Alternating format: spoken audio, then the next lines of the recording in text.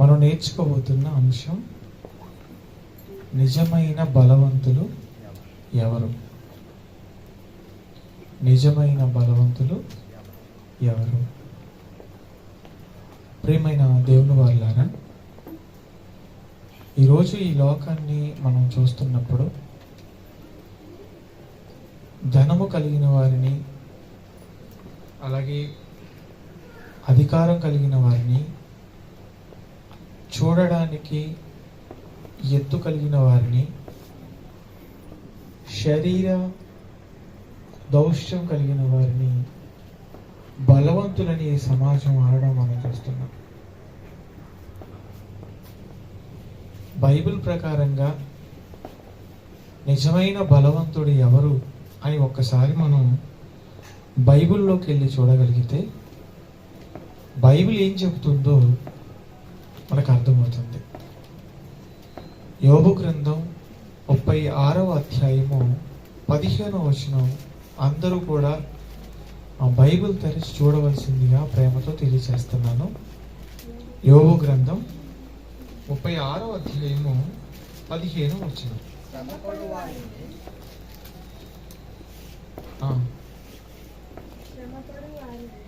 36వ అధ్యాయము 5వ వచనం.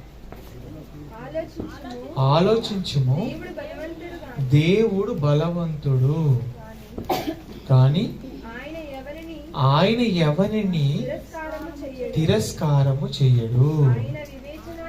ఆయన వివేచనా శక్తి బహుబలమైనది అంటున్నాడు. ఏమండి, ఇక్కడ దేవుడు బైబిల్లో ఏం రాయించాడు యోబు గారి ద్వారా అన్నప్పుడు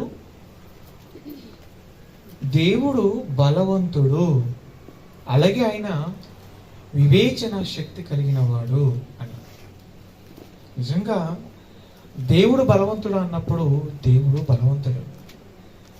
ఎంత బలవంతుడు అన్నప్పుడు ఆయన తలుచుకుంటే ఏమైనా చేయగలడు. ఏమండి, చెయ్యలేని వాడిని బలవంతుడు అంటారా, చెయ్యగలిగిన వాడిని బలవంతుడు అంటారన్నప్పుడు చెయ్యగలిగిన వాడిని బలవంతుడు అంటారు. మరి దేవుడు బలవంతుడు అన్నప్పుడు బలవంతుడే. ఆయన ఎంత బలవంతుడు అన్నప్పుడు ఈరోజు మనం అనుభవిస్తున్నటువంటి ఈ ప్రకృతిని 6 దినాలలో సృష్టించిన వాడు. అలాగే ఆయన వద్దు అనుకుంటే 6 దినాలలో కాదు, అరక్షణంలో కూడా ఈ సృష్టి లేకుండా చేయగలిగిన వాడు. అంత గొప్పవాడు ఆయన. అందుకే ఆయన బలవంతుడు. ఎందుకు ఆయన అంత బలవంతుడయ్యాడు అన్నప్పుడు ప్రాముఖ్యంగా ఆయనలో ఉన్నటువంటి 3 ఉత్తమమైన లక్షణాలను బట్టి. ఏంట లక్షణాలు అన్నప్పుడు, ఒకటి ఆయన బుద్ధి కలిగిన వాడు, రెండవది జ్ఞానం కలిగిన వాడు, మూడవది వివేచన కలిగిన వాడు. ఈ 3ంటిని బట్టి ఆయన చాలా బలవంతుడు. నిజంగా బుద్ధి కలిగిన వాడు బలవంతుడా అన్నప్పుడు నిజంగా బుద్ధి కలిగిన వాడు బలవంతుడే.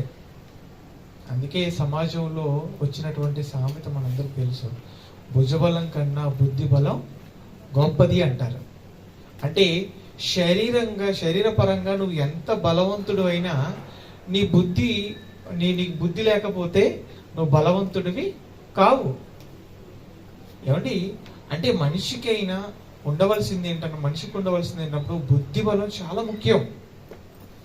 బుద్ధి బలం ఎంత గొప్పదో మీకు అర్థం కావడం కొరకు ఒక చిన్ని స్టోరీ చెప్తాను.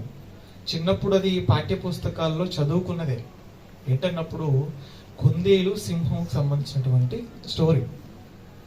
ఏమండి, ఒక పెద్ద అరణ్యంలో కుందేలు ఉంది, అదే అరణ్యంలో సింహం కూడా ఉంది. అలా అంతేకాకుండా అనేకమైన జంతువులు ఉన్నాయి. సింహం అనగానే మనందరికీ తెలుసు కదండి, సింహం అనగానే అది క్రూర జంతువు అంటారు, అడవికి రాజు అంటారు. కనుక సింహం ప్రతిరోజు ఏ జంతువు కంటబడితే ఆ జంతువుని వేటాడి అత్యంత దారుణంగా చంపుకొని తింటుందట. ఆ పని చేస్తున్నటువంటి సింహం విషయంలో అడవిలో ఉన్నటువంటి ప్రతి జంతువు కూడా బిక్కుమంటూ బ్రతుకుతూ దినాన్ని గడుపుతున్నాయట. అలాంటి పరిస్థితుల్లో ఉన్నటువంటి జంతువులన్నీ కూడా ప్రతిరోజు ఎవరికి ఎప్పుడు చావు ఎలా వస్తుందో సింహం వలన తెలియదు అని మనం బ్రతకలేక చావలేక మనం బ్రతుకుతున్నాము. ఇలా వద్దు, మనం అందరం ఒక పని చేద్దాం అనుకుని అన్ని కూర్చుని మీటింగ్ పెట్టుకొని మనం చేయాల్సిన పని ఏంటంటే, ఇదిగో రోజుకు ఒకరం ఆ సింహానికి ఆహారంగా మారిపోదాం. ఎందుకంటే మన వంతు వచ్చేంత వరకైనా మనం కనీసంగా ప్రశాంతంగా బ్రతకగలం. ఇప్పుడు నా వంతు కాదు అని అన్ని ఆలోచించుకొని ఆ నిర్ణయం తీసుకొని ఒక్కొక్క జంతువు ఒక్కొక్క రోజు సింహానికి ఆహారంగా మారిపోతున్నాయట. అలా ఒక రోజు కుందేలు వంతు వచ్చింది. ఇప్పుడు కుందేలు ఏం చేయాలి? తనంతట తానే వెళ్ళి సింహానికి ఆహారంగా మారిపోవాలి. అలాంటి పరిస్థితి వచ్చినప్పుడు కుందేలు ఆలోచిస్తూ వెళ్తుందట, అసలు సింహానికి నేను ఆహారంగా మారిపోవడం ఏంటి, అసలు దాన్ని లేకుండా లేపేస్తే పోలే అనుకుందట. ఏంటి కుందేలు? అసలు కుందేలు చేసిన ఆలోచనకి దాని ఆకారానికి ఏమైనా సంబంధం ఉందో మీరు చెప్పండి. కుందేలు ఎంత ఉంటుందండి? ఈ రూమ్ అంత ఉంటుందా? కుందేలు ఎంత ఉంటుంది? చిన్నగా ఉంటుంది. సింహం ఎంత ఉంటుంది? చాలా పెద్దగా ఉంటుంది. సింహం వచ్చిందంటే కుందేళ్ళే కాదు, మనల్ని కూడా అది చంపుకొని తినేయగలదు. ఆకారంలో చాలా పెద్దది. అంత పెద్ద సింహాన్ని వేసేద్దాం అనుకుంది. ఏది? కుందేలు. నిజంగా అసలు ఇది సాధ్యమేనా? అంటే శరీర బలాన్ని బట్టి అది సాధ్యం కావడం చాలా కష్టం, కానీ బుద్ధి బలాన్ని బట్టి మాత్రం సాధ్యమే. అలా అనుకున్నటువంటి కుందేలు ఒక ఆలోచన చేసింది, ఎలాగైనా దీన్ని చంపాలి. నేను కత్తి పట్టుకొని వెళ్ళిపోయి కర్ర పట్టుకొని వెళ్ళి దాన్ని కొట్టి పొడిచి చంపడం అనేది నా వల్ల కాదు. కాబట్టి ఏం చేయాలి అని ఆలోచించి సింహం ఎప్పుడైతే దాన్ని చంపడానికి దగ్గరకు వచ్చిందో అప్పుడు ఒక్కసారి అనిందట, సింహరాజా ఒక్క నిమిషం ఆగుతారా మీరు అనిందట. అనగానే ఏంటో చెప్పు అన్నది సింహం. నేను ఇందాకే వచ్చేటప్పుడు దారిలో ఇంకొక సింహాన్ని చూశాను. ఆ సింహం నోరు తెరిచి ఏమంటుందో తెలుసా? ఈ అడవికి రాజు నేనే అంటుంది. అనగానే ఈ సింహానికి చాలా కోపం వచ్చేసిందట. అదేంటి, ఈ అడవి అంతటికి రాజు ఎవరు? నేను. రాజు నేనుండగా ఇంకొక సింహం ఉండడం ఏంటి, రాజు అని చెప్పడం ఏంటి, ఎక్కడ చూసావు అని అంటే అక్కడ ఉన్నటువంటి బావిలో చూశాను అని అంట. అక్కడికి వెళ్దాం పదా అనగానే ఈ కుందేలు సింహం రెండు ఆ బావి దగ్గరికి వెళ్ళిపోయాట. ఆ బావిలో నీళ్లున్నాయి. నీళ్ళలో ఏం కనబడుతుంది అన్నప్పుడు సింహం నీడ కనబడుతుంది. ఆ కుందేలు సింహానికి ఆ నీడ చూపించి అంటుందట, ఇదిగో ఇంత ముందు నేను వచ్చేటప్పుడు ఈ అడవికి రాజు నేనే అని చెప్పింది ఈ సింహమే అన్నదట. అనగానే ఏంటి నువ్వు రాజువా అని ఈ సింహం గట్టిగా గర్జించేసరికి అందులో నుంచి ఆ రూపం కూడా నువ్వు రాజువా అని ప్రశ్నిస్తానంటే సమాధానం వచ్చిందట. ఏంటి, నేను ప్రశ్న అడిగితే నువ్వు నన్ను ప్రశ్నిస్తున్నావు, అసలు ఏమనుకుంటున్నావు నువ్వు అంటే అసలు నువ్వేమనుకుంటున్నావు అని సమాధానం. ఇవన్నీ విన్న సింహానికి చాలా కోపం వచ్చేసి, ఇక నిన్ను బ్రతికించే ప్రసక్తే లేదు, నేను నిన్ను చంపేస్తానంటే నేను చంపేస్తాననిందట. నువ్వు నా దగ్గరికి రా అంటే నువ్వు నా దగ్గరికి రా అని సమాధానం వచ్చిందట. వెంటనే ఆవేశంతో సింహం ఏం చేసిందంటే దాన్ని చంపడానికి బావిలో దూకేసింది. ఆ బావిలో దూకిన సింహం ఏమైపోయింది? చచ్చిపోయింది. ఆ చచ్చిపోగానే ఆనందంతో కుందేలు పరిగెత్తుకుంటూ ఇంటికి వెళ్ళిపోయిందట. ఇది విన్నప్పుడు మనకి ఏమనిపిస్తుంది అంటే, ఆకారంలో చిన్నదైనా సరే ఆకారంలో పెద్దదాన్ని కూడా బుద్ధి బలంతో జయించవచ్చు అని మనకు అర్థమవుతుంది కదా. ఇది కథ చిన్నప్పుడు బడిలో చదువుకుంది. మరి బైబిల్లో ఇలాంటి జరిగినటువంటి వాస్తవాలు ఏమైనా ఉన్నాయన్నప్పుడు ఒక వాస్తవం ఉంది, జరిగినటువంటి యథార్థవంతమైనది ఏంటన్నప్పుడు దావీదు గొలియాతు సందర్భం. దావీదు చూడడానికి ఎలా కనబడతాడు అన్నప్పుడు కుందేల్లాగే చిన్నోడే. ఎవరి ముందు? గొలియాతు ముందు చిన్నోడే. కానీ దావీదు ఏం చేశాడు తెలుసా? గొలియాతును మట్టి కరిపించాడు. ఎక్కడ కనబడుతుంది ఆ సందర్భం మనకు బైబిల్లో? ఏమండి, సమూయేలు మొదటి గ్రంథం చూడండి ఒకసారి. సమూయేలు మొదటి గ్రంథం 17వ అధ్యాయము. సమూయేలు మొదటి గ్రంథం 17వ అధ్యాయము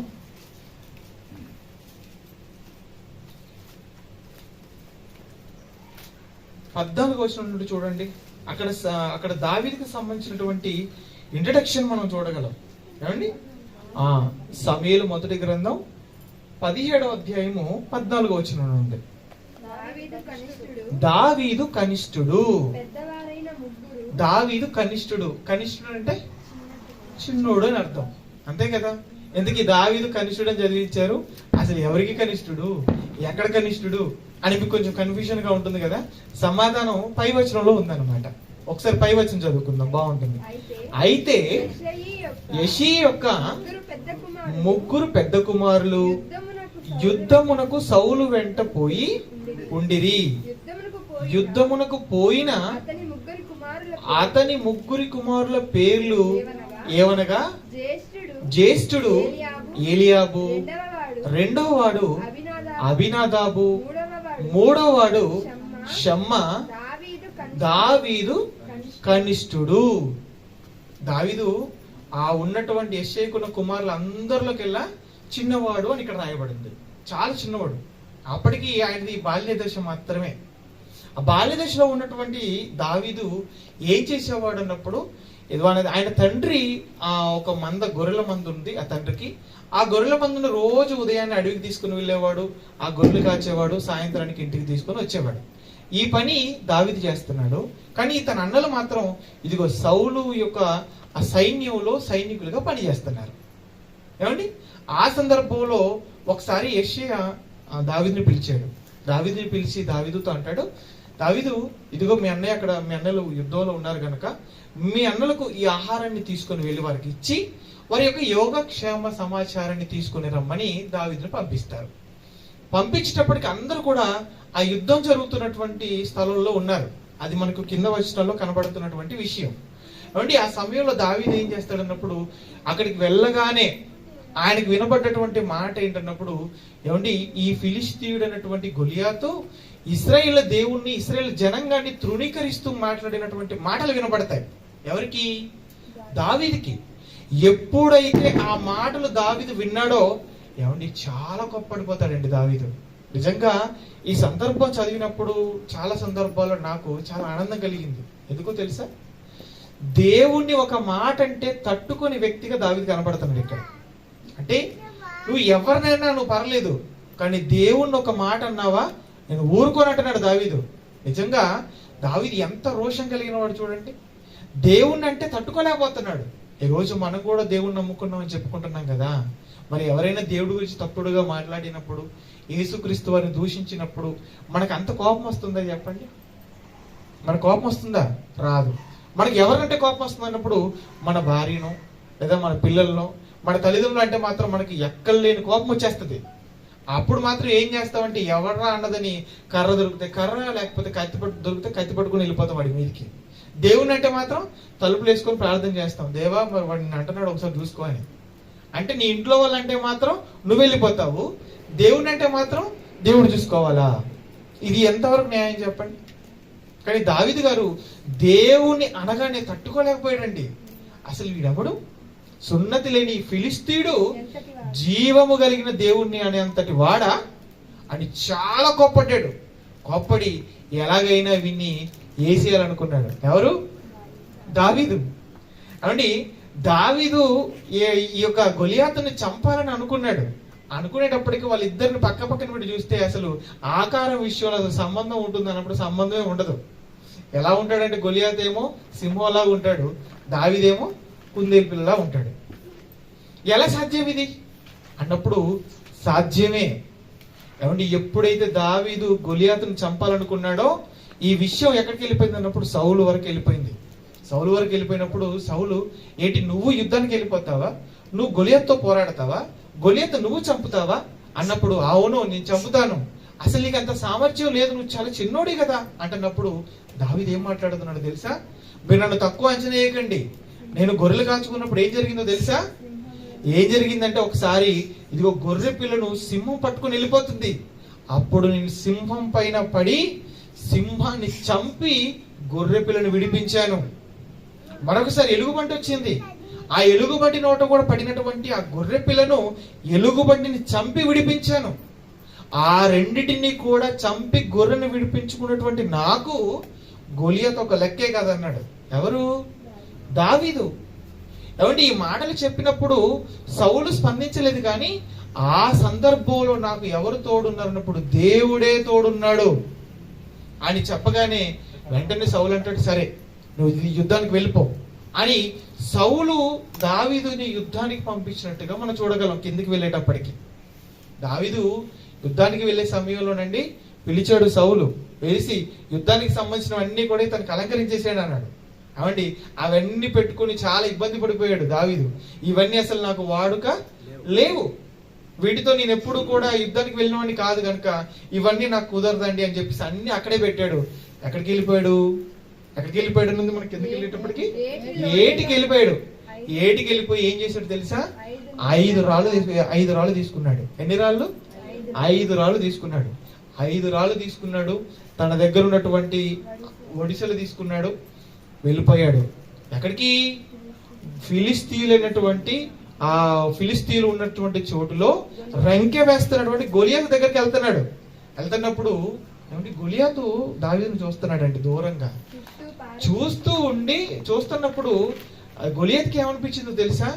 అసలేంటి నాతో యుద్ధం చేయడానికి వచ్చేది ఇతను నాతో యుద్ధం చేస్తాడా అని అతన్ని తృణీకరించి ఏమంటున్నాడో తెలుసా గొలియాతు? అసలు కుక్క మీదకి వచ్చినట్టు వస్తున్నావేంటి నా మీదకి, నువ్వు ఏమనుకుంటున్నావు అని గొలియాతు మాట్లాడుతున్నాడు. ఆ మాటలు అనగానేనండి దావీదు ఏం మాట్లాడలేదు, కానీ చూస్తున్నాడు గొలియాతును. ఎందుకు చూస్తున్నాడు తెలుసా? ఎక్కడ కొట్టాలని చూస్తున్నాడు దావీదు. చూస్తూ అలా దగ్గరికి వెళ్ళిపోయాడు, ఒడిసెలు తీశాడు. ఒకే రాయి అండి అక్కడ మనకు కనబడుతుంటది. రాయి తీశాడు, ఒడిసెలు పెట్టాడు, గురి చూసి కొట్టాడు నుదుటిన. ఎప్పుడైతే ఆ రాయి వెళ్ళి గొలియాతు నుదుటిన తగిలిందో కొప్పగూలిపోయాడు గొలియాతు. అప్పుడు వెంటనే దావీదు వెళ్ళాడు, ఆ గొలియాతు వరలో ఉన్న కత్తిని తీసి తన మెడ నుంచి తలను వేరు చేసేసాడు, చంపి పడేశాడు గొలియాతుని. ఎవరు చంపింది? బాలుడైనటువంటి దావీదు. అంటే బాలుడుగా ఉన్నటువంటి ఈయన అంత ఎత్తు కలిగి, అంత ఆకారం కలిగి, అంత పరాక్రమవంతుడుగా ఉన్నటువంటి గొలియాతును చంపాడంటే దేన్ని బట్టి చంపగలిగాడు? బుద్ధి బలాన్ని బట్టి. అంటే బుద్ధి ఉంది కనుక, జ్ఞానం ఉంది కనుక గొలియాతును కూడా చంపాడు. మనకేమర్థం కావాలి ఈ సందర్భాన్ని బట్టి అన్నప్పుడు?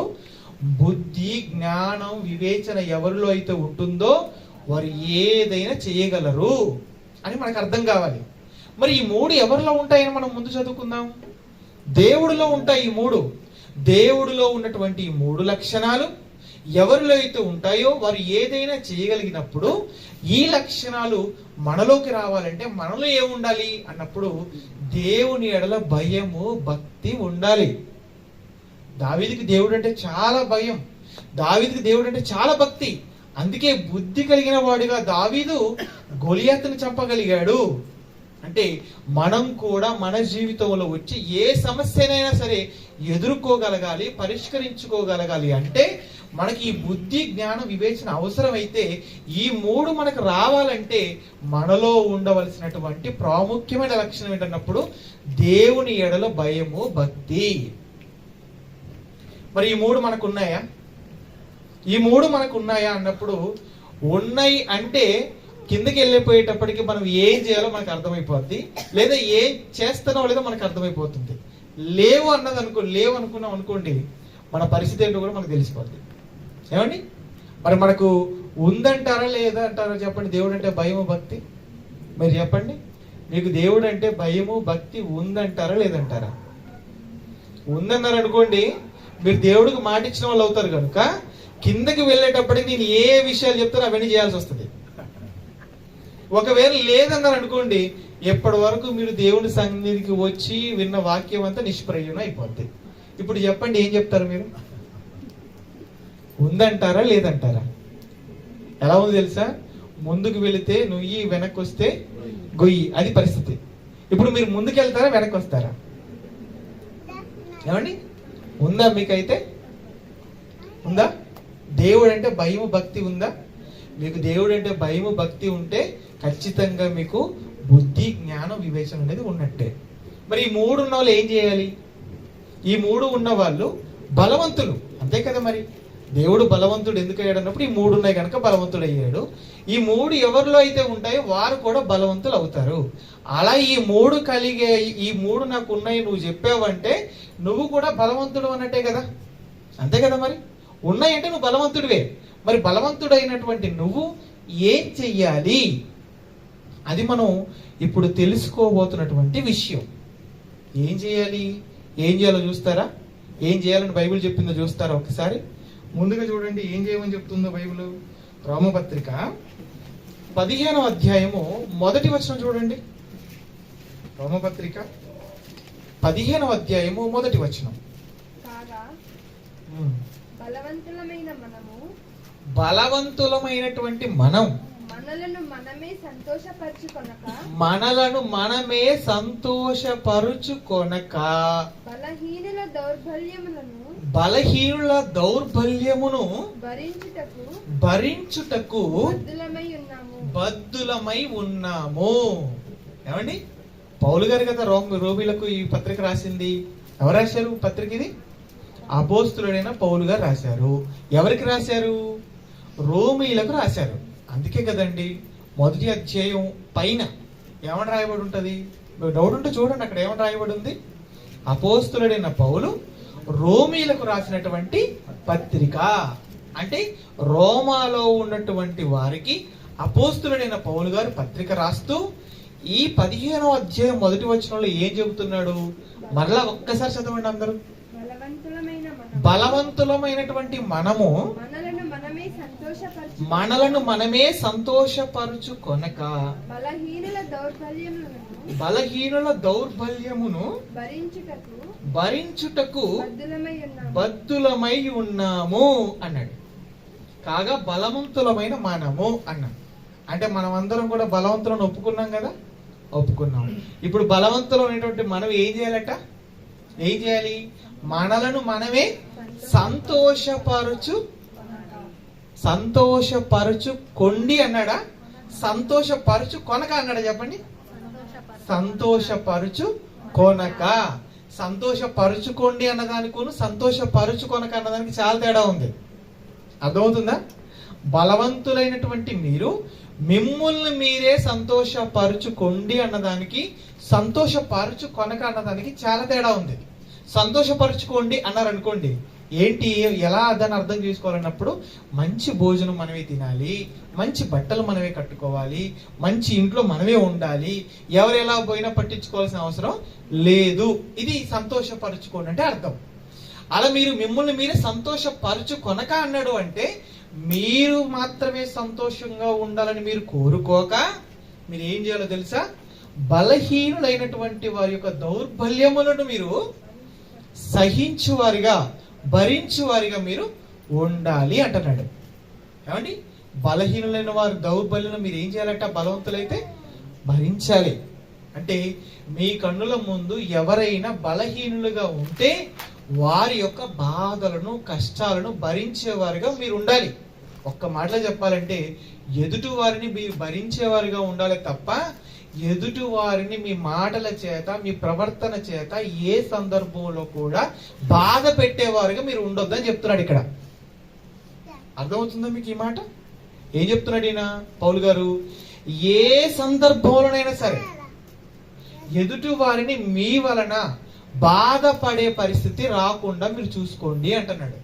నిజంగా మీ మనస్సాక్షిని ముందు పెట్టుకొని గుండె మీద చెయ్యి వేసుకొని ఒక్క మాట మిమ్మల్ని అడుగుతున్నాను, మీరు చెప్పండి, మీ వలన ఇప్పటి వరకు ఎవ్వరు బాధపడలేదని చెప్పగలరా? మీరు చెప్పగలరా? కష్టం.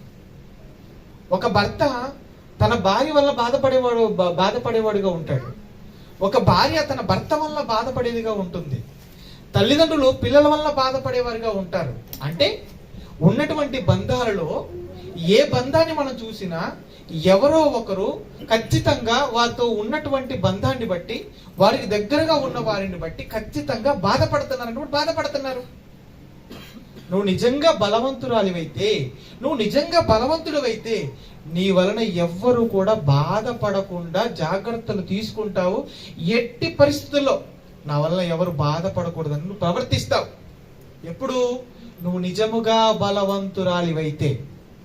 నువ్వు నిజంగా బలవంతుడివైతే, నువ్వు బలహీనుడు అయితే ఏం చేస్తావో తెలుసా? ఖచ్చితంగా ఎదుటి వ్యక్తిని బాధ పెడతావు. అర్థమైపోవాలి ఇక్కడే, నేను బలవంతున్నా బలహీనున్నా. ఏమండి, బలవంతుడు ఏం చేస్తాడని చెప్తున్నాడు ఇక్కడ పౌలు గారు అంటే, బలహీనుల దౌర్బల్యమును భరిస్తాడంటున్నాడు. మరి నువ్వు భరిస్తున్నావంటే బలవంతుడివి, బాధ పెడుతున్నావంటే నువ్వు బలవంతుడివి కానే కాదు. ఇది మొదటి విషయం కనబడుతుంది. మరో విషయం చూద్దాం. ఏమండి, మరో విషయం చూడండి.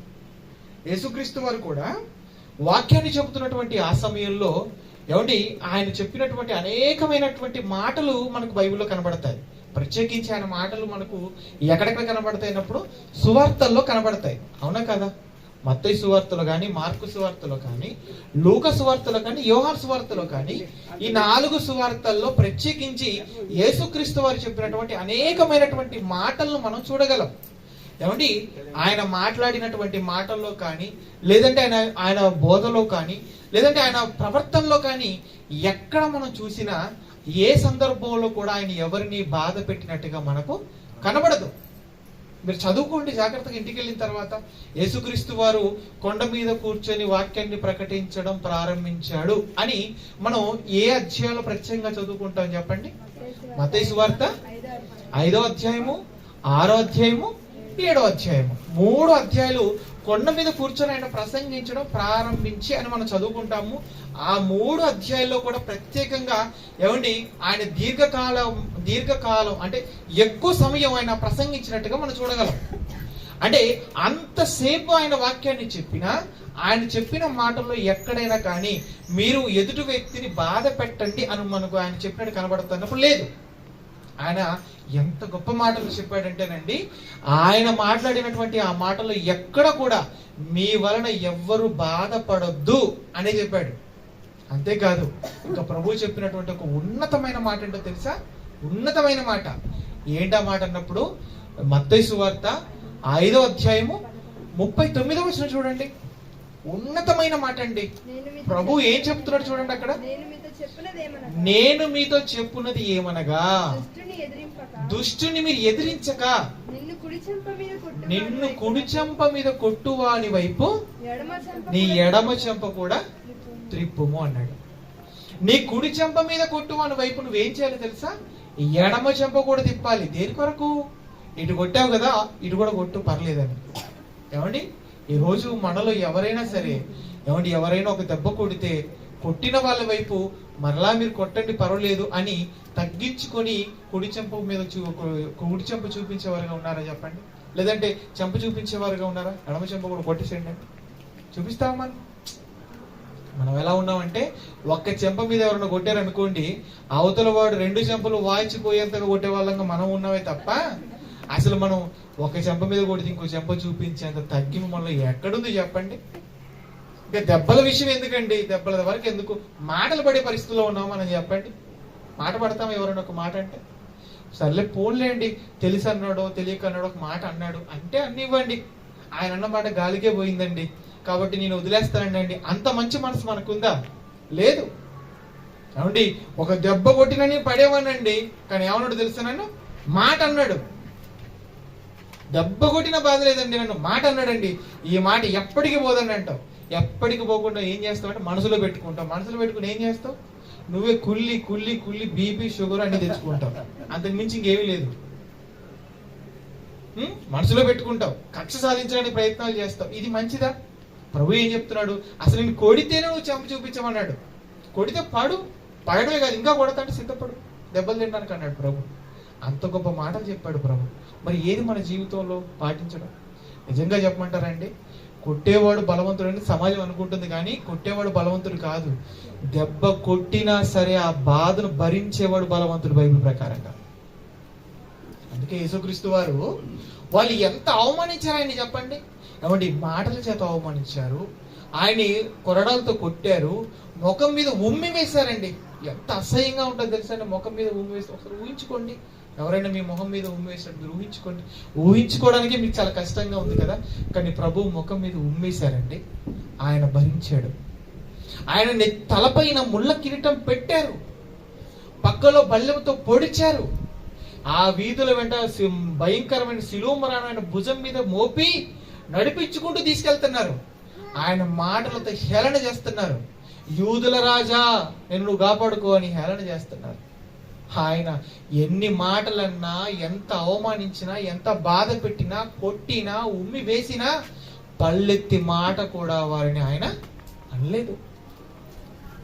ఎందుకు అనలేదు? ఆయన అనలేడా? ఆయన తిరిగి కొట్టలేడా? అనగలడు, తిరిగి కొట్టగలడు. ఆయన ఎంత గొప్పవాడో తెలుసా? యేసుక్రీస్తు వారిని ఏమండి ఆ గెత్సెమనే తోటలో ఉన్నప్పుడు సైనికులు వచ్చారు పట్టుకోవడానికి వచ్చి పట్టుకుంటుంటే పేతురు గారు ఏం చేశారు? కత్తి తీసుకొని అవండి ఆ మల్కు అనేటువంటి ఆ యొక్క సైనికుడు చెవి తెగ నరికేశాడు. అప్పుడు ప్రభు ఏమన్నాడు? షబాష్, నువ్వు నిజంగా నా శిష్యుడివి, ఎంత గొప్ప పని చేసావు, నన్ను పట్టుకోవడానికి వచ్చిన వాడి చెవు నరికేశావు, అసలు చెవు కాదు మెడ నరికితే ఇంకా బాగుండదు అన్నాడు ప్రభు. ఏమన్నాడు ప్రభు? సైలెంట్. పేతురు, ఎందుకు తొందరపడుతున్నావు? నువ్వు ఆ పని చేయొద్దు, కత్తి వరలో పెట్టు. అసలు నేను అడిగితే నా తండ్రి నా కోసం ఏం పంపిస్తాడు అనుకుంటున్నావు?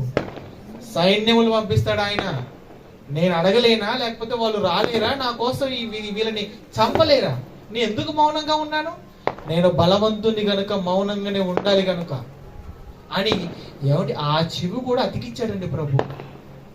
అంటే బలవంతుడు ఏం చేస్తున్నాడు అన్నప్పుడు ప్రతి దాన్ని కూడా భరిస్తున్నాడే తప్ప తిరిగి అనడం లేదు. ఏమండి ఎంత గొప్పవాడు చెప్పండి. అంటే ప్రభు జీవితాన్ని చూసి మనం ఏం నేర్చుకోవాలన్నప్పుడు మనల్ని మాటలన్నా, మనల్ని తిట్టినా, కొట్టినా, అవమానించినా సరే తగ్గించుకోవాలి. ఎదుటి వ్యక్తిని బాధ పెట్టకుండా బాధ భరించే వాళ్ళంగా మనం ఉండాలి తప్ప ఏమండి తిరగబడే వాళ్ళంగా మనం ఉండకూడదని ప్రభు జీవితం మనకు నేర్పిస్తుంది. ఈయన చేసి చూపించడమే కాదు, ఆయనతో ఉన్న వారికి కూడా నేర్పించాడు. ఇదే నేర్పించాడండి ప్రభు. ఏమండి ఒక సందర్భంలో శిష్యులందరూ కూడా వాదించుకుంటున్నారు.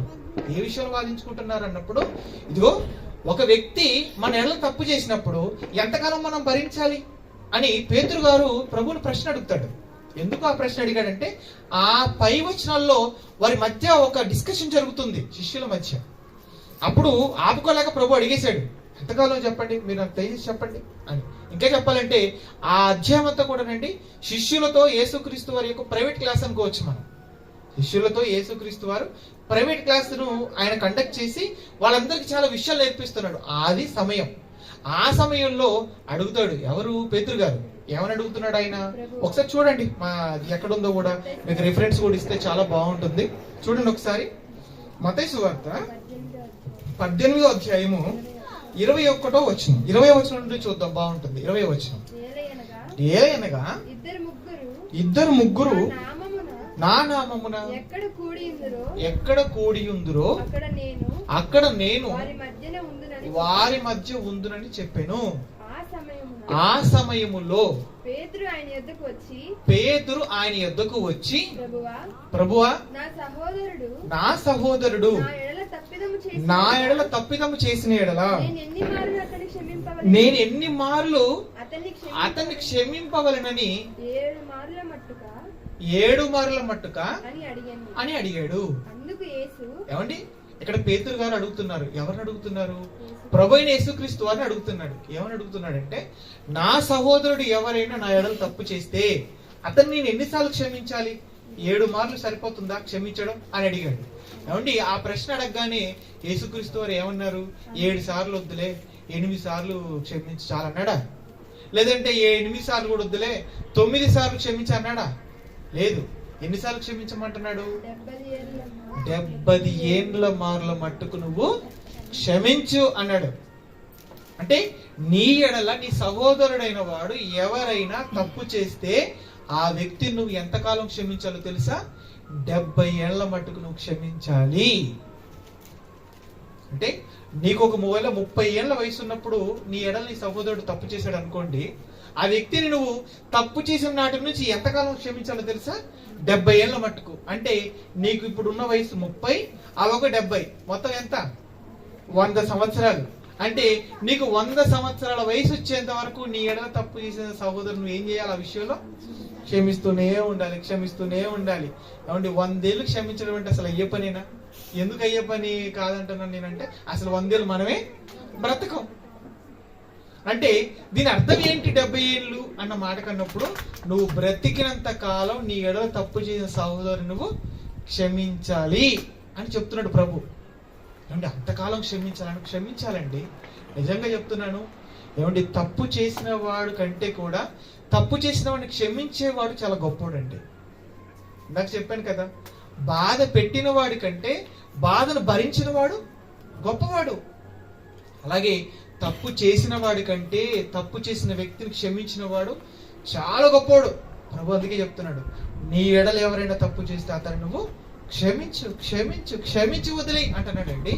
మరి మనం ఎలా ఉండాలన్నప్పుడు క్షమించే వారంగా ఉండాలి. మన ఎడలు ఎవరు తప్పు చేసినా క్షమించేవారిగా ఉండాలి. ఎందుకు క్షమించేవారిగా ఉండాలన్న ప్రశ్న కూడా మీకు రావచ్చు. ఎందుకు క్షమించేవారిగా ఉండాలో తెలుసా? తప్పు చేస్తున్నాడంటే అవతల వ్యక్తి బలవంతుడు కాదు, బలహీనుడు కనుక. ఏమండి, ఎవరు తప్పులు చేస్తారండి? బలవంతుడు తప్పు చేస్తాడా, బలహీనుడు తప్పు చేస్తాడా? మీరు చెప్పండి. బలహీనుడే తప్పు చేస్తాడు, బలవంతుడు తప్పు చేయడు. ఇది మీకు అర్థం కావడం కొరకు ఒక విషయం చెప్తానండి.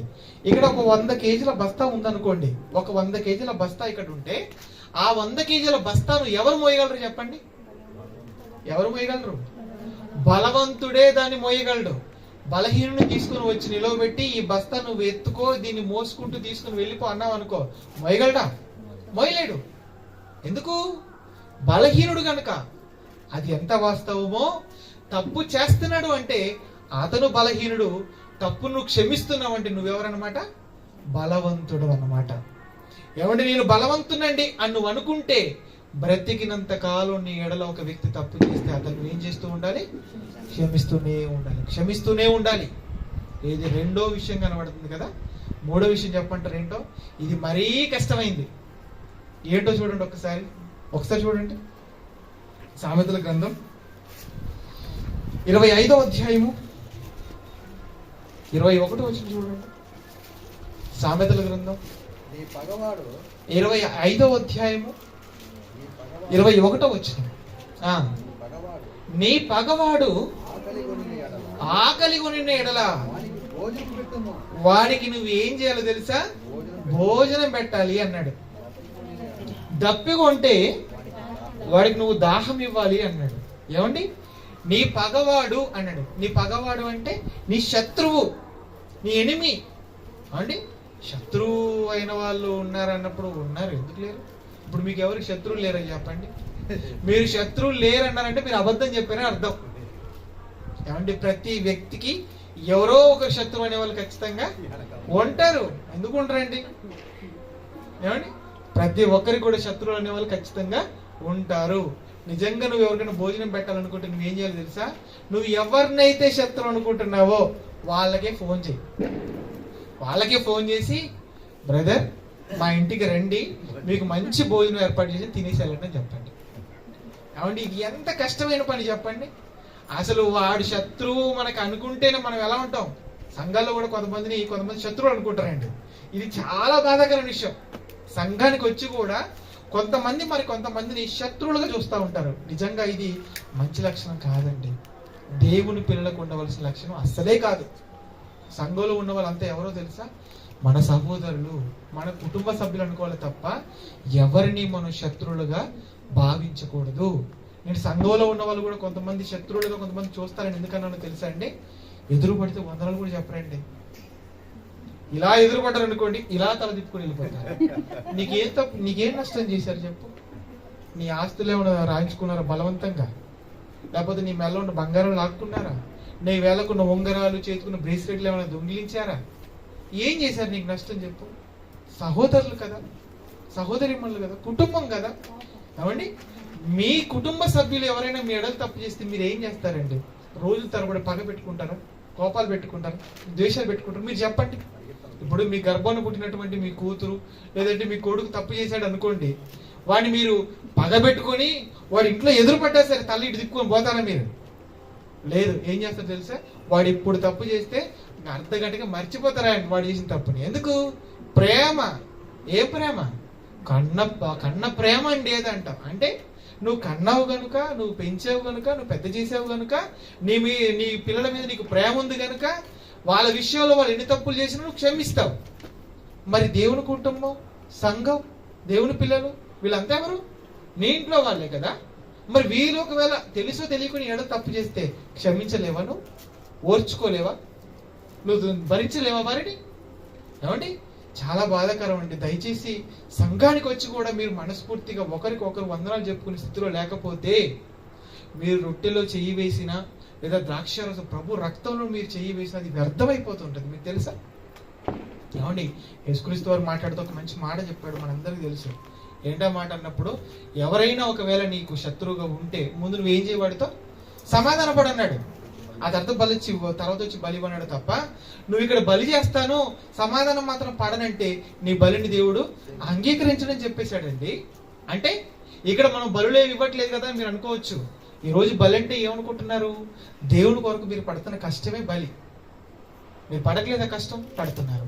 ఏమండి, కొంతమంది శరీరపరంగా దేవుని కోసం కష్టపడుతున్నారు, కొంతమంది ఆర్థికంగా దేవుని కోసం కష్టపడుతున్నారు, ఆర్థికంగా సహకరించి. ఇలా ఒక్కొక్కరు ఒక్కొక్క విధంగా దేవుని పనిలో కష్టపడుతున్నారు, దేవుని పని చేస్తున్నారు. ఇదే దేవుడి కొరకు చేస్తున్నటువంటి బలి. మరి నువ్వు ఇక్కడ పని చేస్తున్నావు, బాగుంది. మరి నీ ఏడాది తప్పు చేసిన సహోదరుడితో నువ్వు సమాధానం పడలేదు, ఇప్పుడు నీ బలి ఏమైపోద్ది? వ్యర్థమైపోద్ది. కనుక నువ్వు ఏం చేయాలన్నప్పుడు ముందు సమాధాన పడి ఆ తర్వాత దేవుడి కొరకు ఏదైనా నువ్వు చెయ్యాలి. అప్పుడు దేవుడు దాన్ని అంగీకరిస్తాడు. కనుక సంఘంలో ఎట్టి పరిస్థితుల్లో ఎవరి పట్ల మనం ఏమండి శత్రువు అనే భావన కలిగి ఉండడం కానీ, క్షమించను అన్న ఉద్దేశంతో కానీ మనం ఎప్పుడూ ఉండకూడదు. మరో విషయం చెప్తానండి, నేను చాలా సందర్భాలు జ్ఞాపకం చేసే మాట ఏంటో తెలుసా? ఎవరు ఎప్పుడు చనిపోతారు ఎవరికి తెలియదండి. ఈ రోజు నేను మీ దగ్గరకు వచ్చాను, మీ ముందు నిలవబడ్డాను, వాక్యం చెప్తున్నాను. వెళుతున్నప్పుడు రోడ్డు మీద నాకు ప్రమాదం జరగవచ్చేమో, రోడ్డు మీద నా ప్రాణం పోవచ్చేమో, తిరిగి అసలు మిమ్మల్ని చూసే అవకాశం కూడా నాకు ఉండకపోవచ్చేమో. మీరైనా అంతే. ఎవరి ప్రాణం ఎప్పుడు ఏ విధంగా వెళ్ళిపోతుందో ఎవరికి తెలీదు. ఎవరి గ్యారంటీ లేని జీవితం కదా మంది. మరి గ్యారంటీ లేని ఈ జీవితంలో ఉన్న మనం అనుకున్న సహోదరులతో, సంఘ సభ్యులతో మనమే సమాధానం లేకపోతే ఎందుకంటే మన జీవితం చెప్పండి. వద్దు. ఎవరితో మనకు కక్షలు, పగలు, ద్వేషాలు, అసూయలు ఏమి వద్దండి. అందరితో ప్రేమగా ఉందాం. బ్రతికేది కొంతకాలమే. మన జీవితం ఎలాంటిదని యాకోబు గారు చెప్పారని మీ గతంలో జ్ఞాపకం చేశాను. ఇంతలో కనబడి అంతలో మాయమైపోవు ఆవిరి అన్నాడు. అంతే, ఆవిరి. ఆవిరి లాంటి జీవితంలో ఆవేశాలు ఎందుకు చెప్పండి? పగలు ఎందుకంటే వద్దు. అన్ని పక్కన పెట్టేద్దాం. అందరితో ప్రేమగా ఉందాం. బ్రతికే కొద్ది రోజులేనండి. బ్రతికితే ఇలాగంటే బ్రతకాలనేటట్టుగా బ్రతికి వెళ్ళిపోదాం ఈ భూమి మీద నుంచి. అదండి జీవితం అంటే. ఎవరితో మనకు ద్వేషాలు, కక్షలు పెట్టుకోవద్దు. మనం అందరితో మనం ఎలా ఉండాలన్నప్పుడు ప్రేమతో ఉండాలి. అందరితో మనం సమాధానంతో ఉండాలి. సంతోషంగా గడపాలండి. మనం ఎలా ఉండాలన్నప్పుడు ఇదిగో అందరితో సమాధానం. ఆ సందర్భాల్లో కొన్ని సందర్భాల్లో మనల్ని బాధపడతారు. అవి అనుకోకుండా జరగవచ్చు, కావాలని చేశారు ఎందుకు అనుకోవడం. వాటిని మనం క్షమించే వారంగా మనం ఉండాలి. కాబట్టి ఎలా ఉండాలి? మనం క్షమించే వారంగా ఉండాలి. అంతేకాదు, ఇప్పుడు చదువుకున్న మాట ఏంటో తెలుసా? మనం చదువుకున్న మాట ఏంటి? మనం ఎక్కడున్నాము? ఏ మాట దగ్గర ఉన్నాం? మనం సామెతల గ్రంథం 25వ అధ్యాయం 21వ వచనం దగ్గర ఉన్నాం కదా. ఇంతకుముందు చదువుకున్న మాట అదే కదా. ఒకసారి మరలా ఆ మాట చదువుకుందాం. నీ పగవాడు ఆకలిగొని ఎడల వానికి భోజనం పెట్టుము. ఒకవేళ దాహంతో ఉంటే దాహానికి నీళ్ళు ఇవ్వు. నిజంగా నువ్వు శత్రువు అనుకుంటున్నావు, లేదా వాడిని శత్రువు అనుకుంటున్నాడు, వాడి ఇంటికి పిలిచి నువ్వు భోజనం పెట్టి, వాడు దాహంతో ఉంటే వాడికి నీళ్ళు ఇచ్చి, నువ్వు వాడి ఆకలి తీర్చి, దాహాన్ని తీర్చి, వాడితో నువ్వు ప్రేమగా మాట్లాడావు అనుకో, వాడు అనుకుంటాడు తెలుసా? నేను శత్రువు అని అనవసరంగా అనుకున్నాను. చూసావా ఎంత ప్రేమ చూపిస్తాడు నా మీద. అతను మారిపోతాడు. అంతే. ఇక అంటే నువ్వు చూపించిన ప్రేమను బట్టి, అతను మారిపోవడాన్ని బట్టి ఏం జరిగింది అనుకుంటున్నా, అక్కడ ఒక వ్యక్తిని నువ్వు సంపాదించుకున్న దాన్ని అయిపోతావు. మనం ఎప్పుడు కూడా మన జీవితంలో ఎదుటి వారిని సంపాదించుకునే వారంగా ఉండాలి తప్ప పోగొట్టుకునే వారంగా మనం ఉండకూడదు. ఏమంటే పోగొట్టుకోవడం ఎంతసేపు అని చెప్పండి. ఒక మాట అంటే చాలండి మనకు దూరం అయిపోతారు. కానీ దూరం అయిపోయిన వ్యక్తిని దగ్గర చేసుకోవడానికి ఎన్ని సంవత్సరాలు మనం కష్టపడాలి. అంటే పోగొట్టుకోవడం సులభమా లేదా సంపాదించుకోవడం సులభం అన్నప్పుడు, సంపాదించుకోవడం కష్టం, పోగొట్టుకోవడం చాలా సులభం అండి. అది వస్తువు అయినా, మనిషి అయినా, విలువైనా సరే, ఏదైనా కనుక మన జీవితంలో ఎప్పుడు మనం ఎలా ఉండాలన్నప్పుడు ఎవరిని కూడా మనం పోగొట్టుకోకూడదండి. అందరినీ మనం సంపాదించుకునే వారంగా ఉండాలి. చివరికి మనల్ని శత్రువుగా అనుకున్న వాడిని కూడా మనం ఏం చేయాలి? సంపాదించుకోవాలి. సంపాదించుకోవాలంటే నువ్వు చేయాల్సినటువంటి పని ఏంటో తెలుసా? బలవంతుడు అయితే ఏం చేయాలి? పగవాడు అనుకున్న వాడిని కూడా ఇంటికి పిలిచి కూర్చోబెట్టి వాడికి నువ్వు భోజనం పెట్టావు. ఏం చెప్తున్నా ఇక్కడ దేవుడు? భోజనం పెట్టమంటున్నాడా? పెట్టమంటున్నాడు. ఈ పని చేసే వారంగా మనం ఉండాలి. ఎప్పుడు ఉంటాం మనం?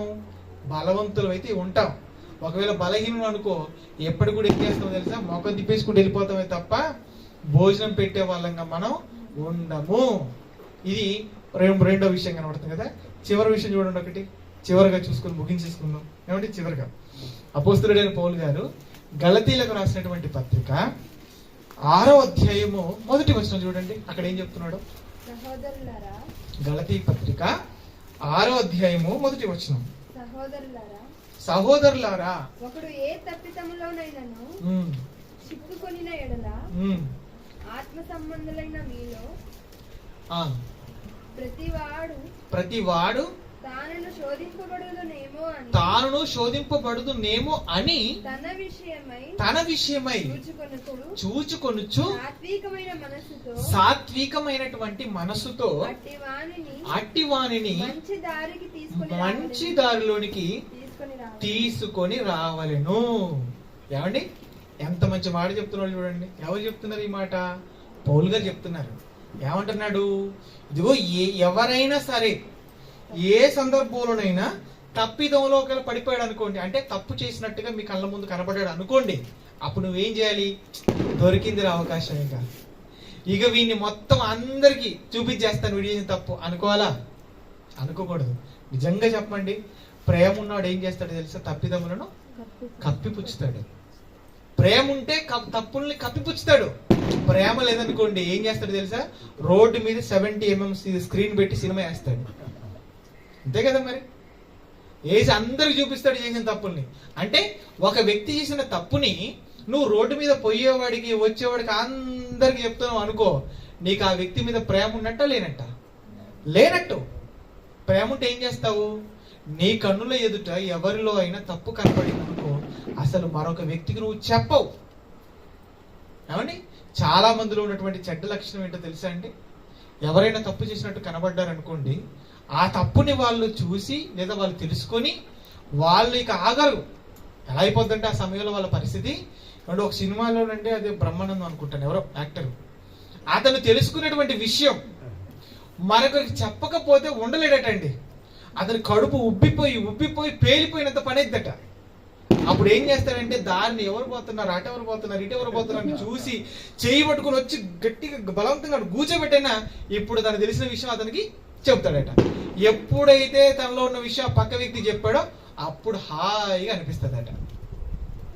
అలా ఉంటున్నారా మీరు? అలా ఉండకూడదు. ఎవరైనా తప్పు చేసినట్టు మీకు కనబడితే మీరు ఏం చేయాలి తెలుసా? మనసులో పెట్టుకొని ఎవరిలో అయితే తప్పు కనబడిందో ఆ వ్యక్తిని ఇంటికి పిలవండి. పిలిచి ఏం చేయాలి తెలుసా? మీలో నాకు ఈ తప్పు కనబడింది, ఇది ఎంతవరకు నిజం? ఒకవేళ ఇది నిజంగా మీరు కావాలని చేస్తే దయచేసి ఈ తప్పు మరలా మీరు చేయకండి అని ప్రేమగా చెప్పాలి. అంతే తప్ప ఎవరికో పడితే వాళ్ళకి చెప్పే వాళ్ళంగా ఉండకూడదండి. అది మంచి లక్షణం కాదు. ఈ రోజు నువ్వు నీ ఎదుట తప్పు చేసిన వాడి గురించి నువ్వు ప్రచారం చేస్తున్నావు, ఏదో ఒక రోజు నువ్వు తప్పు చేయకుండా ఉంటావో చెప్పు? ఉంటావా? నేను ఎప్పుడు కూడా తప్పు చేయను అన్నావంటే అసలు నువ్వు అబద్ధికుడివి. ఎందుకు అని మాట అంటున్నానంటే, మనం అందరం ఎందులో ఇప్పుడు ఉన్నాం అన్నప్పుడు రక్త మాంసాలు కలిగినటువంటి దేహంలో మనం ఉన్నాం.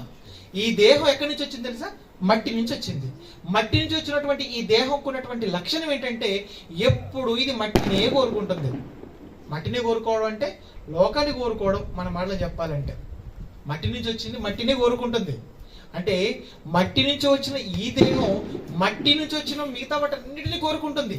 అది మరొక శరీరాన్ని కావచ్చు, లేదంటే డబ్బులు కావచ్చు, ఆస్తులు కావచ్చు, అంతస్తులు కావచ్చు, వస్తువులు కావచ్చు, ఏదైనా సరే అలా కోరుకుంటున్నటువంటి ఆ సమయంలో ఏదో ఒక సందర్భంలో నువ్వు తప్పు చేయకుండా ఉంటావో చెప్పు? తప్పు చేస్తావు. ఇప్పుడు ఒక వ్యక్తి గురించి నువ్వు ఎలాగైతే ప్రచారం చేశావో, నువ్వు తప్పు చేస్తున్నప్పుడు చూసిన మరొక వ్యక్తి నీ గురించి అలాగే ప్రచారం చేయడంటారా? మీరు చెప్పండి. ఖచ్చితంగా చేస్తాడు. అప్పుడు నువ్వు ముందు చేసిన తప్పు కంటే నీ తప్పు వలన నీకు వచ్చేటువంటి నష్టం 10 ఇంతలు కాదు 100 ఇంతలు ఎక్కువ ఉంటుంది. ఇది అవసరం అంటారా?